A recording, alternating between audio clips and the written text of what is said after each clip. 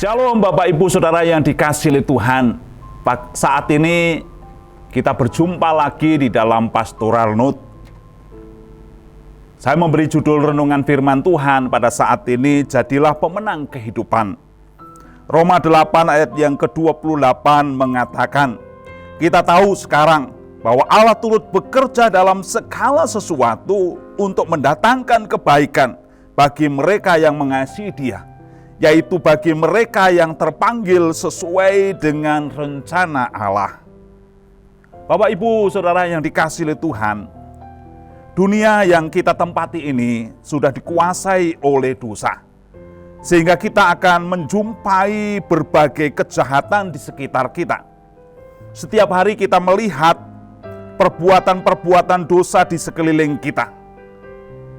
Meskipun kita sudah dimerdekakan dari segala dosa, tetapi sebagai manusia yang masih hidup di dalam daging, kita memiliki kecenderungan untuk berbuat dosa dan tergoda oleh dosa.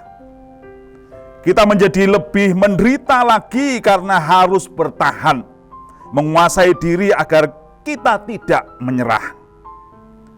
Namun saudaraku yang dikasihi oleh Tuhan, tidak selama-lamanya penderitaan ini harus dilalui. Paulus memberikan sebuah ilustrasi seorang perempuan yang sakit bersalin. Selama 9 bulan seorang ibu yang mengandung menderita berbagai ketidaknyamanan. Roma 8 ayat yang ke-22 mengatakan, sebab kita tahu bahwa sampai sekarang segala makhluk sama-sama mengeluh dan sama-sama merasa sakit bersalin. Puncak dari penderitaan itu adalah menjelang dan saat melahirkan. Namun setelah melahirkan, sukacita tidak terhingga melihat bayi yang lahir sehat sempurna hadir menghapus segala duka yang dirasakan sebelumnya. Demikian juga saudaraku yang dikasihi Tuhan, kita sebagai orang percaya, ketika kita mengalami penderitaan, maka penderitaan itu tidak sebanding dengan pengharapan surgawi yang dijanjikan oleh Tuhan bagi setiap kita orang percaya. Di mana kelak kita akan memperoleh sesuatu yang luar biasa yang diberikan Tuhan kepada kita. Roma 8 ayat yang ke-18, sebab aku yakin bahwa penderitaan zaman sekarang ini tidak dapat dibandingkan dengan kemuliaan yang akan dinyatakan kepada kita. Saudaraku yang dikasihi oleh Tuhan, pada waktu kita mengalami penderitaan, Tuhan menyediakan Roh Kudus untuk menolong, menuntun, dan membimbing kita menuju pengharapan itu. Artinya apa? Bahwa kita tidak sendirian. Tuhan ada bersama dengan kita. Roma 8 ayat ke-26 mengatakan, demikian juga Roh membantu kita di dalam kelemahan kita.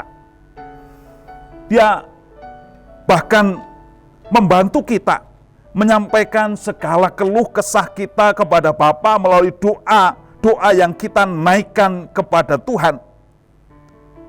Bahkan Tuhan mengetahui apakah yang kita doakan itu betul sungguh-sungguh. Roma 8 ayat yang ke-26 sampai 27 mengatakan, demikian juga Roh membantu kita dalam kelemahan kita. Sebab kita tidak tahu bagaimana sebenarnya harus berdoa. Tetapi Roh sendiri berdoa untuk kita kepada Allah dengan keluhan-keluhan yang tidak terucap. Dan Allah yang menyelidiki hati nurani mengetahui maksud Roh itu, yaitu bahwa Ia sesuai dengan kehendak Allah berdoa untuk orang-orang kudus. Saudaraku, setiap kita orang percaya, tidak boleh berkata, saya tidak tahu bagaimana harus berdoa. Karena Roh Allah menolong kita berdoa.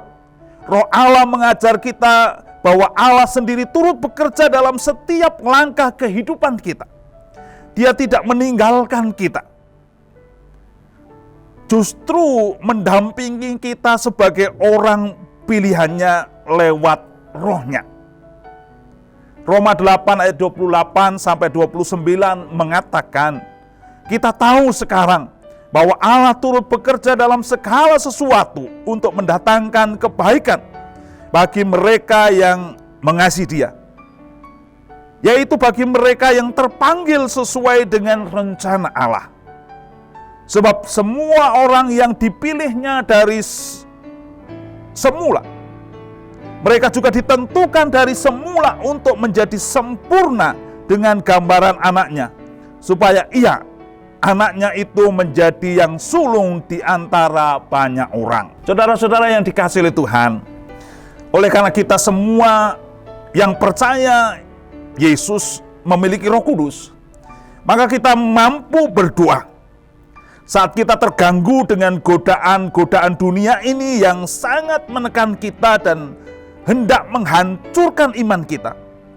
Berdoalah, memintalah kekuatannya.